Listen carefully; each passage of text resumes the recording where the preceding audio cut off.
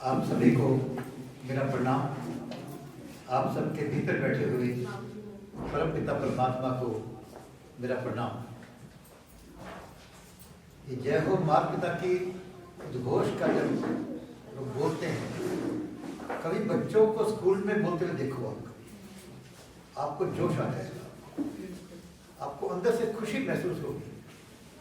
बच्चे और भी नारा लगाते हैं, लगाएंगे, लेकिन कभी स्कूल के बच्चे या मोहल्ले के बच्चे जो मैंने वीडियो देखे तो अपने आप में इतना मस्ती और आनंद आ जाता है कि वास्तव में कुछ समाज के लिए, देश के लिए कुछ हो रहा है।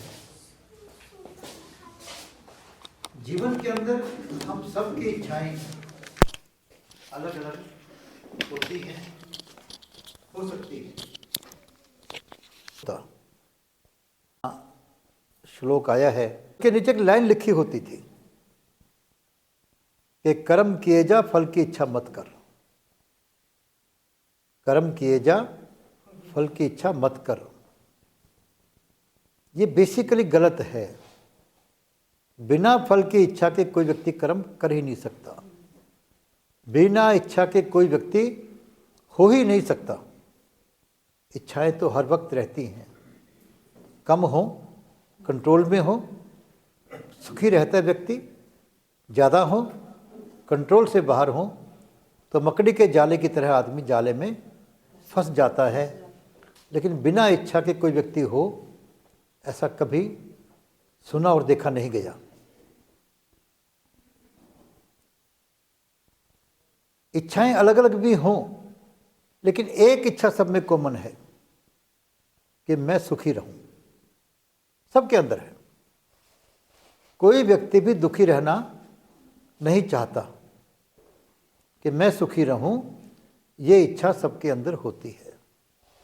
मेरी समाज में इज्जत हो, ये इच्छा भी सबकी होती है। लोग मेरी ओर देखें। कई लोग पागल बन जाते हैं इस कारण से कि लोग उनको देखें। कभी विचार करना और डॉक्टरों से बात करना, पागल बनने के लिए, पागलपन के लिए एक बहुत गहरी इच्छा दबी होती है कि समाज में लोग उनको पूछते नहीं होते। फिर जब वो पागलपन करता है तो सारा समाज उनकी ओर देख रहा होता है और उन्हें कहीं ना कहीं अंदर से एक संतुष्टि मिल रही होती है कि देखो आज सब मुझे देख रहे हैं। तो सुख की इच्छा, इज्जत की इच्छा सबकी है, लेकिन जो चीज़ चाहिए उसके लिए वैसा काम तो करना पड़ेगा भाई। अगर आपको आम चाहिए तो आम का बीज ही बोना पड़ेगा। बबूल के बीज बोने के बाद से तो आम पैदा नहीं हो सकता। केले चाहिए तो केले का बीज बोना पड़ेगा आपको। इसी प्रकार यदि हम सुखी रहना चाहते हैं, हम समाज में अपना सम्मान चाहते हैं, तो हमें उसी प्रकार का बीज बोना पड़ेगा। उसी प्रकार के कार्य अपने को करने पड़ेंगे।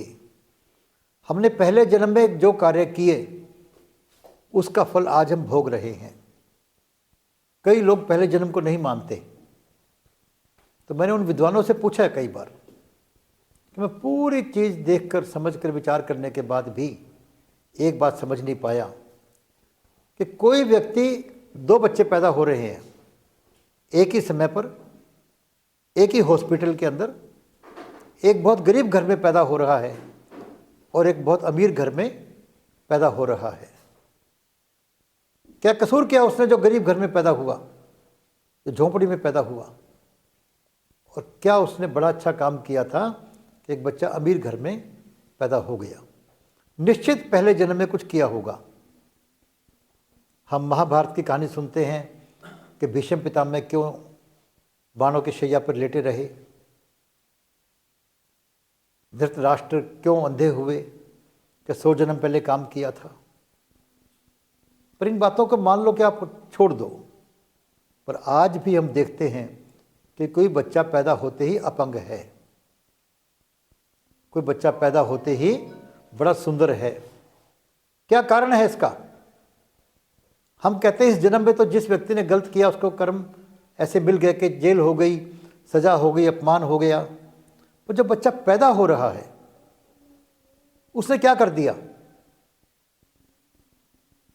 तो निश्चित रूप से पिछले जन्म के कर्मों का ही कारण हो सकता है, और कोई कारण समझ में नहीं आता।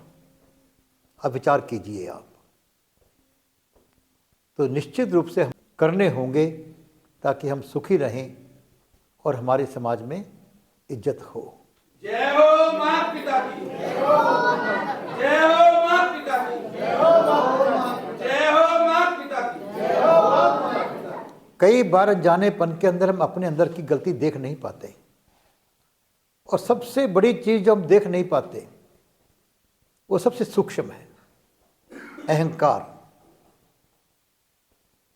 कि मैं ही ठीक हूं। कई बार दोनों भी ठीक हो सकते हैं, बात करते करते दोनों भी गलत हो सकते हैं।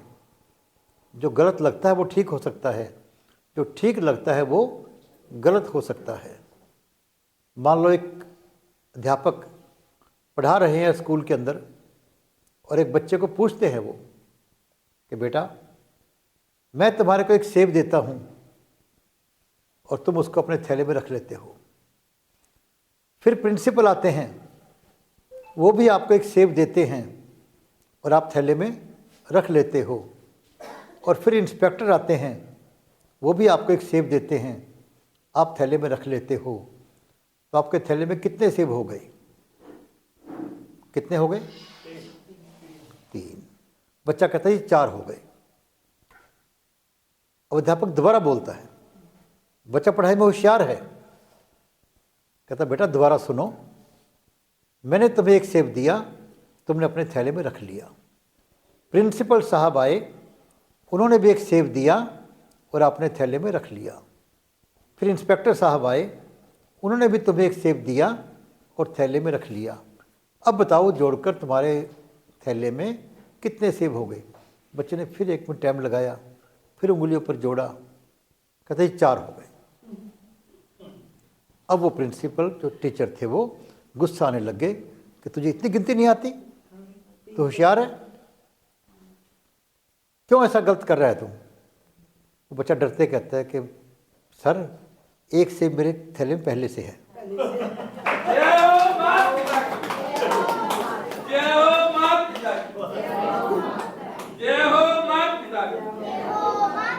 अब इनमें कौन गलत है? क्या बच्चा गलत है? वो उसने ये नहीं पूछा टीचर ने कि मैंने कितने सेब दिए और कितने तेरे को और नहीं मिले, कि तेरे थैले में कितने सेब हो गए।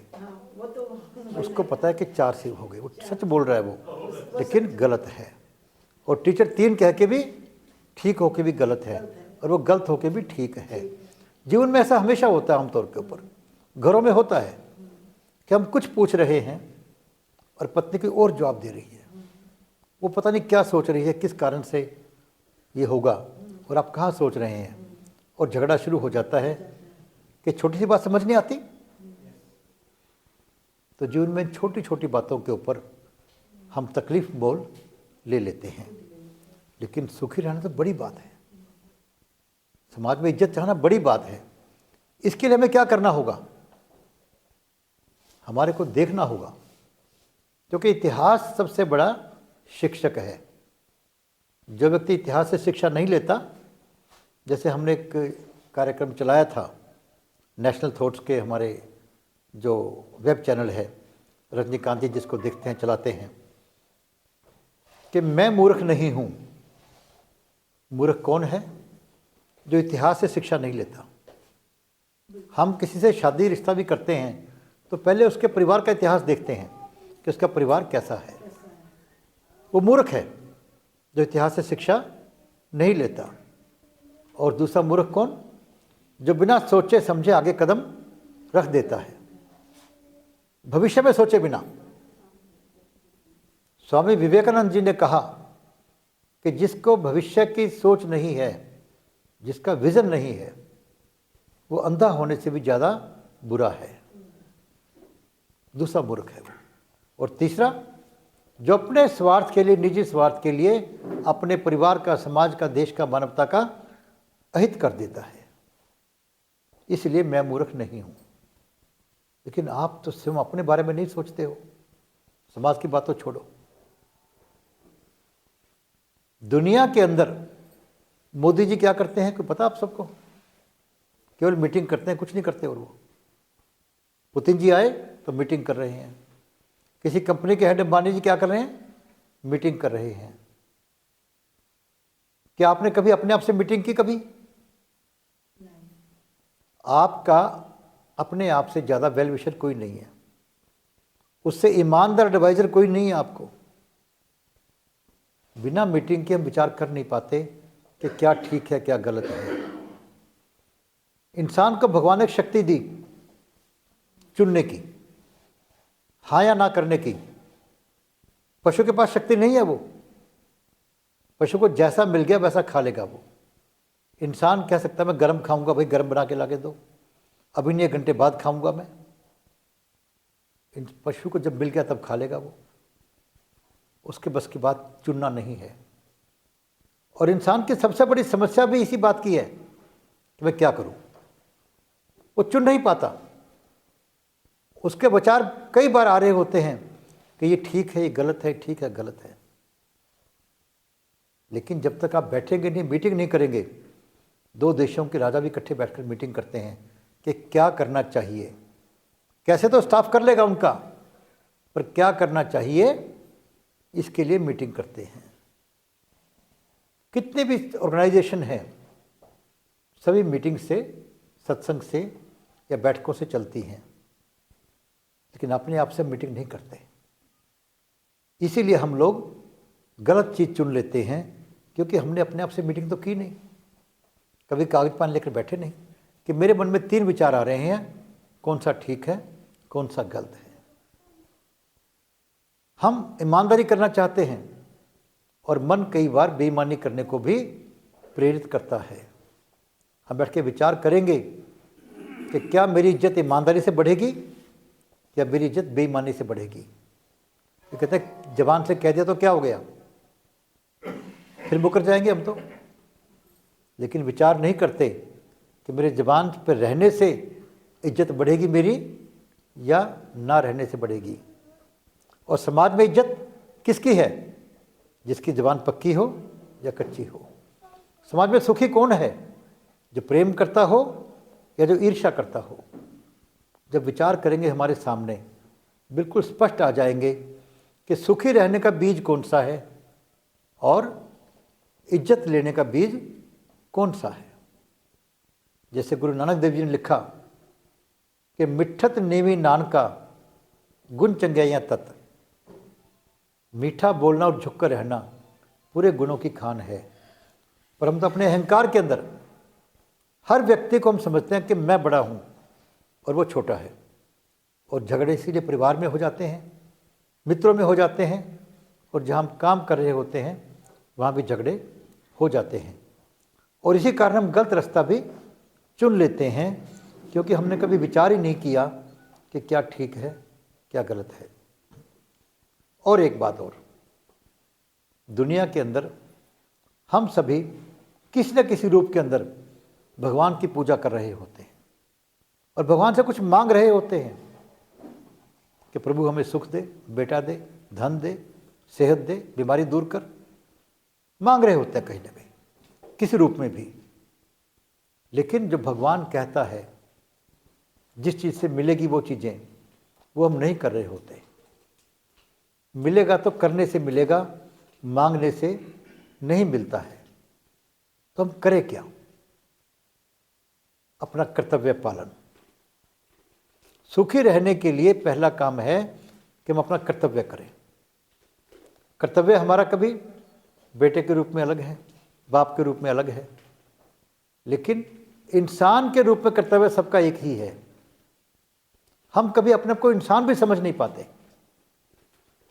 एक बार लिखा था मैंने कि कभी हम बेटा हैं, कभी हम बाप हैं, कभी हम हिंदू हैं, कभी मुसलमान हैं। कभी विचार किया क्या कभी हम इंसान भी हैं? क्या जी इंसान सोचा है कभी हमने? जिस दिन हम इंसान के रूप में सोचेंगे तो हम सब एक दिखाई देंगे अपने आप में, हमें कोई अलग नहीं दिखेगा, क्योंकि सबके अंदर भगवान बैठा है। हम कहते हैं कण कण में भगवान है। उसके गलत कामों से तो हम दूर हो सकते हैं, पर अंदर में लगेगा कि हम सभी उसके अंश हैं। इंसान रूप में सोचेंगे तो और इंसान रूप में कर्तव्य क्या है अपना? मानवता की सेवा, राम का नाम लेना, राम का काम करना, और कोई इंसान का काम नहीं है। इंसान के रूप में जब सोचेंगे हम लोग तो हमारे सामने स्पष्ट रूप से आ जाएगा। इंसान के रूप में हमारा काम कोई पर्वतों पर बैठकर तपस्या करना या अग्नि में बैठकर जलकर तपस्या करना, ये कोई कारण नहीं है। अपना कर्तव्य है कि हम अपना कर्तव्य पालन करें, और वो कर्तव्य है मानवता की सेवा। मानवता में हम भी आ गए हैं, पेड़ पौधे भी आ गए हैं, पूरी सृष्टि का हर जीव चराचर सब मानवता के अंदर समाये हुए हैं, क्योंकि भगवान भी मानवता की सेवा के लिए ही जन्म लेते हैं। और मानवता की सेवा के लिए कुछ नहीं करना आपको, जो कर सकते हैं उसी में हो जाएगी। किसी को मीठा बोलकर ढाढ़ से बंधा दो, किसी के लिए शुभकामनाएं कर दो। मैंने बहुत पहले यहाँ पर एक बार एक कहानी सुनाई थी आपको गंगा घाट की, वो दोबारा बताना चाहता हूँ ताकि आप बात याद कर सकें कि कौन व्यक्ति कैसे कैसे काम कर सकता है। कर्नाटका के पास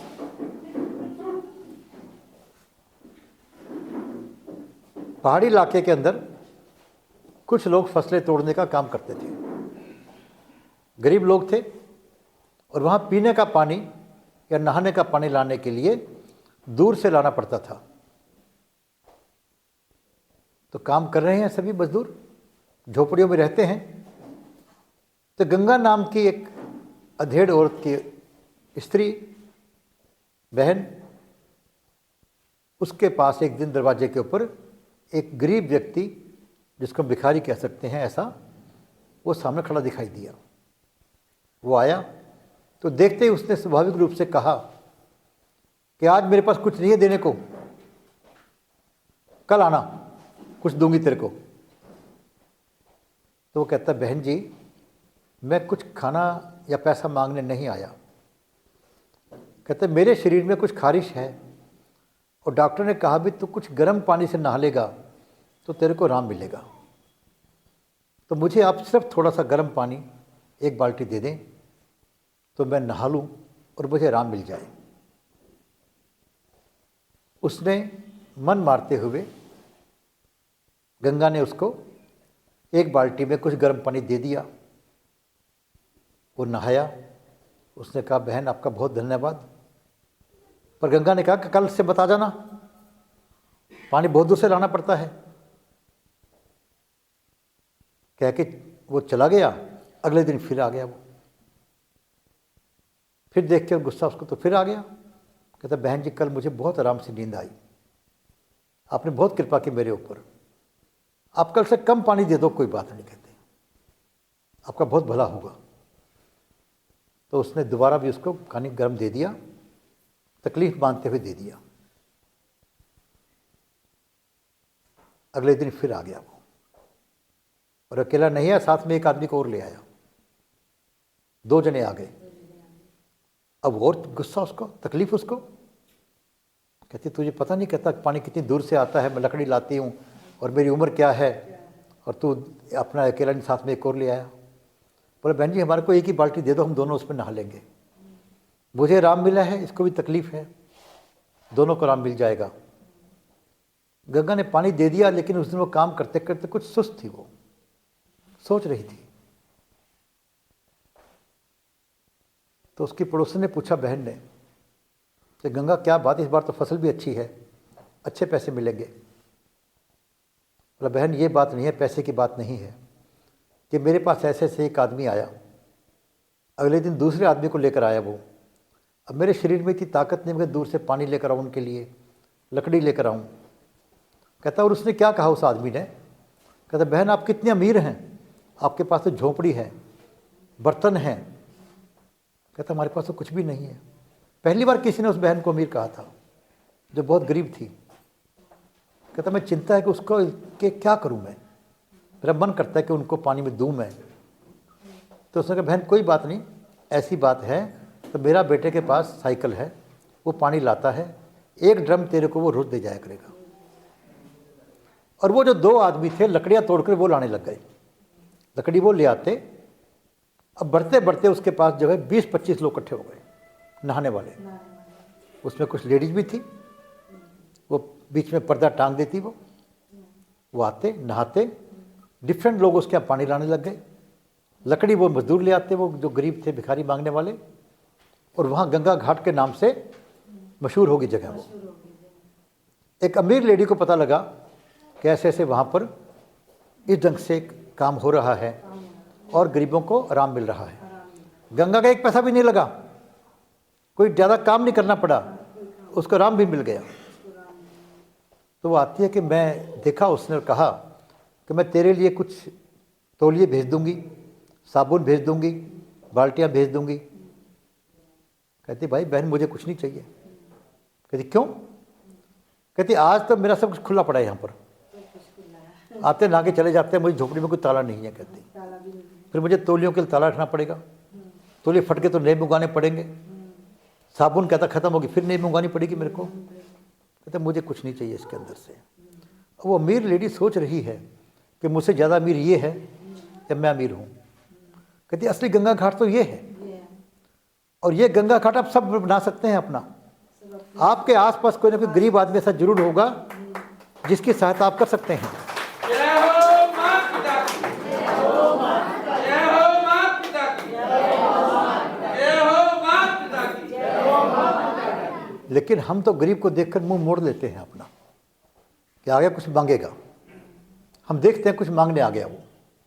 अरे भाई तुम्हें एक सेवा का मौका मिल रहा है, तुम्हें एक ऐसा कार्य करने का मौका मिल रहा है कि कल को तुम भगवान के उस लिस्ट में लिखी जाओ जिनको भगवान प्रेम करते हैं। क्यों चूकते हैं आप? क्यों चूकते हैं आप? इसलिए जितने भी संत हुए हैं उन्होंने कोई पूजा पाठ नहीं किया, उन्होंने कोई किताबें नहीं पढ़ी, कोई भाषण नहीं दिए उन्होंने, लेकिन उन्होंने समाज का काम किया, अपने कर्तव्य का पालन किया। चाहे रविदास के रूप में हो, चाहे कबीर के रूप में हो, उन्होंने किसी को दूर नहीं भगाया। उनका जीवन कैसा था? जैसे एक संत के पास कुछ शिष्य थे, 20-25 शिष्य थे, एक उनमें निकम्मा था, बाकी बड़े आज्ञाकारी थे। तो एक बार जो आज्ञाकारी थे उन सब ने इकट्ठे होकर संत से कहा कि गुरुजी या तो यहाँ पर ये रहेगा या हम रहेंगे, चुन लो क्या करना है। अगर इसको रखोगे हम सब चले जाएंगे। तो सबको उम्मीद क्या थी कि भाई हम 24 लोग हैं, 25 लोग हैं, हमें रखेंगे संत, तो एक को निकाल देंगे। तो संत कहते हैं बेटा आप सब तो चले जाओ, आप सब अपना अपना काम संभाल लोगे, इसे कौन संभालेगा? कि इसको तो मैं रखूँगा। संतों की भाषा ऐसी होती है, संतों का दिल भी ऐसा होता है कि बिच्छू डूब रहा है तो पानी से उठा लेते हैं, चाहे डंक मारे वो। और संत के लिए कुछ नहीं करना पड़ता, केवल मानवता की सेवा की भावना, केवल अहंकार का त्याग या अहंकार का भगवान को समर्पण, कुछ करना ही नहीं है अपने को। और कोई भी व्यक्ति कभी भी अभी भी संत के रूप में कार्य करना शुरू कर सकता है। जय हो मां पिता की, जय हो मां पिता की, जय हो मां पिता की, जय हो मां पिता की, जय हो मां पिता की। तो इसीलिए बच्चे की बात तो मज़ा आता है ना सुनकर। मैंने कहा था कभी आप स्कूल में जाकर देखिए तो मज़ा आएगा आपको। तो जीवन के अंदर जो है आप राजा के रूप में तो भी संत का काम कर सकते हैं, राजा जनक की तरह। ऐसा नहीं कि सेठ व्यक्ति भी कोई संत का कार्य नहीं कर सकता। और जिसके पास गंगा की तरह कुछ भी नहीं है, झोपड़ी है, वो के साथ जीने का जो अंतर है, आपको भी लगता है कि ये कहीं न कहीं हमें एक गलत राह पे ले जा रहा है? बिल्कुल, बैठिए। ये बिल्कुल ठीक कहा आपने। जैसे एक व्यक्ति ने कहा कि बेटा बड़ा हो जाए तो उसे मित्र बना लो। अरे भाई मित्र बहुत मिल जाएंगे, बाप नहीं मिलेगा उसको। और आप बाप बन के रहो। दिक्कत यह है कि हम बाप बनना भूल जाते हैं, बाप का कर्तव्य भूल जाते हैं। कसूर बच्चों का नहीं है, कसूर तो बड़ों का ही है जो बच्चों को संस्कार नहीं देते। और उसका देखना हो तो घर में मान लो बाबा दादी हैं और माता पिता हैं और उनके बेटा बेटी हैं। क्या माता पिता दादा दादी से व्यवहार अच्छा करते हैं? विचार करो आप। आम तौर पे उनकी वो उतनी केयर नहीं करते जितनी करनी चाहिए। जो बच्चों से चाहते हैं वो उनकी उतनी केयर नहीं कर पाते। बच्चों को बोलना सिखाना, पर कैसे बोलना सिखाना? डर ना हो पर शर्म तो जरूर हो। जिसको बड़ों का सम्मान करना नहीं आता, हम संस्कारों की बात क्यों कर रहे हैं? आज इसकी जो बात कह रहे हैं कि गलत है, इसलिए जरूरत पड़ी इसकी। भगवान को ये किसी के माध्यम से भी कहलाना पड़ रहा है कि जय हो माता पिता की बोलना शुरू करो। जो बच्चा जय हो माता पिता की बोलेगा वो शर्म भी करेगा, इज्जत भी करेगा वो, और माता पिता की नहीं, उनके माता पिता की भी करेगा, बड़ों की करेगा वो। ये आवश्यक है। बच्चों को जो सिखाओ, विचार करो कि मैं जो सिखा रहा हूँ उसका रिजल्ट क्या होगा। बच्चे निडर तो बने, लेकिन अपने अंदर बुद्धि भी रखें कि निडर बन के डाकू नहीं बनना, हमारे को भगत सिंह बनना है। भगत सिंह बनना है। सर, इसमें मैं आपसे एक विनती, आपने इतना गहरा एक इसमें पॉइंट दिया हुआ है कि जो ये 2 दीपक और 1 व्रती, जी, मेरा अब तक के अध्ययन में हमने सुना हुआ कुंडली जागरण। जी, कुंडली वृत्ति को ही कुंडली कहते हैं। राक्षसी वृत्ति और देव, ये 2 इसमें आपने दी हुई है। और एक हमें प्रकाश दिया इस गुफा में घुसने के लिए कि इस गुफा में हम जैसे किसी लौकिक गुफा में जाके और वहाँ पे यहाँ एक लट्टू जलता रहता है, उसको देख के हम वहाँ काम करते हैं। तो जो ये हमें आपने लौकिक में इस गुफा में घुसने का प्रकाश दिया है और व्रति को जागरण करना है, इसके अलावा इसमें बच क्या गया मुझे तो समझ इसमें देखिए, बच क्या गया, क्या ढूंढे और क्या हम पहचाने। मेरे विचार से इस दुनिया में, सर मैं आप ही की बात का ये वो दूसरा कर रहा हूँ जी, हम एक आदमी के अलावा दूसरा मेरे जैसा कोई दुनिया में है? दूसरा आदमी है ही नहीं एक दूसरे जैसा। इसलिए इसे हम अहंकार कहने लगते हैं कि मैं कहूँ अपने आप को। अगर ये मेरा पॉजिटिव पॉजिटिव हो तो फिर अहंकार कैसे रह गया हो? भाई साहब से मेरा विनती है, आपने जो कहा उसके पे अगर मान लो मैं पॉजिटिव है तो फिर तो मैं तो पॉजिटिव का मतलब क्या है? नेगेटिव है तो चाहे मैं देवता का चोला धारण करके और बात करता हूँ तो वो भी गलत है। जी, बहुत अच्छा, बहुत अच्छा। आपने बहुत अच्छे ढंग से आपने, क्योंकि आप तो पहले विद्वान हैं और वेदों का आपने अध्ययन किया है और अन्य इनका शौक़ है आपका, या मन में जिज्ञासा है कि जहाँ भी कोई सत्संग वगैरह आप जाते हैं, हर व्यक्ति पूरी तरह से बात को पकड़ नहीं पाता, समझ नहीं पाता और फिर पूछता भी नहीं है। तो अच्छी बात है कि आपने, हाँ जी कुछ कह रहे थे आप। मेरा ये कहना है, कोई व्यक्ति किसी को प्रेरणा देने के लिए अपने अनुभव और कृतियों को बताना चाहता है ताकि वो प्रेरणा ग्रहण करे, तो क्या वो अहंकार की श्रेणी में आता है? बैठिए बैठिए, बहुत अच्छा प्रश्न आपका ये। किसी को प्रेरणा देने के लिए कहना जो है ये अच्छी बात है, पर कब और कहाँ कहा जाए? कई बातें सच भी कहना किसी जगह गलत हो सकता है।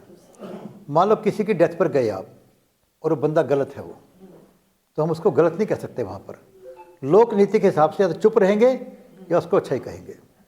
तो इसी प्रकार कहाँ मौका अवसर है बात को कहने का, सुनने का। आपकी बात एक बीज है, उस बीज को वैसे नहीं फेंकना हमने। सामने वाले की सुनने की जमीन तैयार हो, जो सामने वाले का हृदय है वो जमीन है और आपकी बात एक अमूल्य बीज है, उसमें से वृक्ष निकलना है, फल निकलने हैं। अपनी बात को तभी कहिए जब सामने वाला सुनने को तैयार हो, वरना उस बात को अपने पास रखिए, मत कहिए उसको। लिख कर दे दीजिए, लिख जाइए किताब के अंदर, जब मर्जी पढ़ लेगा कोई व्यक्ति, समझ लेगा। वरना लोग कहेंगे यार ये फिजूल की बातें कर रहा है, और हम मान पाने के बजाय अपमान पाना शुरू कर देंगे, क्योंकि सामने वाले की ज़मीन तैयार नहीं है। तो इसलिए कह रहा हूँ मैं, इसलिए मैंने कहा ना, अपना बीज वहाँ फेंकिए, वहाँ डालिए जहाँ ज़मीन तैयार हो। मतलब पहले ज़मीन तैयार करनी पड़ती है, तभी बीज का फल मिलता है। पहले हवाई डाली जाती है ना। और कहाँ बोलिए आप? सर विस्तार को सार में समेटने का मूल मंत्र। एक ही मूल मंत्र है। जय हो माता पिता की। जय हो माता पिता की। कुछ बातें कह रहा हूँ, उसको मान लोगे तो मान लोगे, हम मान नहीं पाते हैं। एक मंत्र, तू ही तू, तू ही तू, बस कुछ नहीं और। एक मंत्र। दूसरा, शुक्रिया तेरा, शुक्रिया तेरा, और कुछ नहीं जानना जरूरत है। तीसरा मंत्र, जय हो माता पिता की। कुछ इसके अलावा जानने की जरूरत नहीं है आपको। किसी एक शब्द को पकड़ लो और मरा मरा कह के भी वाल्मीकि की तरह भगवान बन जाओगे। बड़ी बात होती है। सर एक बात बताओ। बोलो बेटा। एक बुजुर्ग है, कई बार वो मुझे बुलाती है सेवा के लिए, तो मैं जब चली जाती हूँ 2-3 घंटे से पहले आने नहीं देती है। तो वो क्या कहती है कि तो आके जब मेरे पास बैठ जाती है तो मेरे को सुकून मिलता है, और तेरी थोड़ा बहुत मैं तेरे से बात कर लेती हूँ तो मुझे बहुत कुछ मिलता है। और मेरे बच्चे कहते हैं कि इतनी दूर पैदल जाते हो, पैदल आते हो, क्या किराया नहीं दे सकती है वो? नहीं, देखिए, आपकी जो कैपेसिटी है, आपकी जो कैपेसिटी है उसमें काम कीजिए। दान भी जो है भीख मांग कर लोगों से उधार लेकर दोगे तो तकलीफ देगा आपको। जैसे जहाज़ में जाते हैं तो लिखा होता है कि अपना जब वायु कम हो तो अपना मास्क लगा लीजिए, और साथ में लिखा होता है दूसरे की सहायता करने से पहले अपनी सहायता कर लो। आपके पास धन है तभी किसी को दे पाओगे, तन की शक्ति है तो रक्षा कर पाओगे। बच्चे पता क्या कहते हैं? कहते हैं कि कोई ऐसी भूखी थोड़ी हो जो इतनी माये लगा रखी है। बच्चों की बात छोड़ो, मैं आपकी बात कर रहा हूँ। मैं आपके पास जितना समय है, जितना धन है, और व्यक्ति के लिए नहीं, एक व्यक्ति के लिए नहीं, हमने धर्म की बात करनी है। कृष्ण भगवान ने व्यक्ति को नहीं देखा। भीष्म पितामह जैसे अच्छे व्यक्ति को भी उन्होंने कहा कि धर्म का साथ दे रहे तो मारना पड़ेगा उसको। व्यक्ति विषय से चिपक जाओगे तो तकलीफ उठा सकते हो आप। धर्म से जुड़ो, जानो आपका धर्म है, किसी की सहायता करना होती है तो जरूर करनी चाहिए। नहीं होते केवल वो सुखी होगा इसलिए करोगे तो ज़्यादा नहीं कर पाओगे आप। किसी एक व्यक्ति को सुखी करने के लिए पति पत्नी में क्लेश क्यों होता है? वो उससे जुड़ा है, वो उससे जुड़ा है, दोनों लड़ रहे हैं आपस के अंदर। व्यक्ति से नहीं, धर्म से जुड़ो। दो धर्म का जो अंग है वो करो पूरा। ये कृष्ण भगवान की बात जो है याद रखोगे तो जीवन में ज़्यादा कामयाब रहोगे। करो। तो उसने अब वो कह रही मैं चल ना पा रही हूँ, तो मैं गई परसों उसके पास। कोई बात। तो मैं अब जैसे मान लो कि मेरे से सब मिलना चाहें, मान लो, तो सबसे मिल पाऊंगा क्या मैं अकेला अकेला? कितना टाइम दे पाऊंगा मैं? बड़ा अच्छा लगता है। कई लोग मेरे यहाँ पे बच्चे बैठे हैं, मैं सबको बच्चों को तो कह देता हूँ उनको, मैं बड़ी उम्र के भी हैं। 1 मिनट, वो कहते हैं कि मिलकर बड़ा अच्छा लगता है। मैं 2 मिनट मिलूंगा, 5 मिनट मिलूंगा, किसी से मिलूंगा। अब सबसे मिलूंगा तो दिन 4 बीत जाएंगे, मिल नहीं पाऊंगा पूरा। तो जीवन के अंदर अपना देखकर, अपनी कैपेसिटी देखकर, वो नहीं, वो काम कीजिए अपना। वो कहती मैंने अपनी माई, उससे कई माई लगी हुई है, तो कह रही मैं चल ना पाई, वो कोशिश कर रही है। मैं गई उसके पास 4 बजे, तो उठ के मैंने वो कर दिया उसको, और वो तो इतनी दूर चल पड़ी। नहीं, ठीक है बेटा, कहती तुम 2-4 दिन आ जाओ तो कोई मैं बात चल पड़ूंगी। जरूर करो, जरूर करो जो कर सकते हैं। किसी की सेवा करना कीजिए आप। ऐसा है कि वो अपने पैरों पे चल सकती है, हो सकता तो है। आप सबको, ये भी एक सेवा है। बेटा 1 मिनट बेटा, आपस में सबको मेरा फिर प्रणाम। आप सबके भीतर बैठे हुए परमपिता परमात्मा को मेरा प्रणाम। परमात्मा से प्रार्थना हम सबको नेक कार्य करने की प्रेरणा दे और नेक कार्यों में सफलता दे। प्रणाम बहुत बहुत।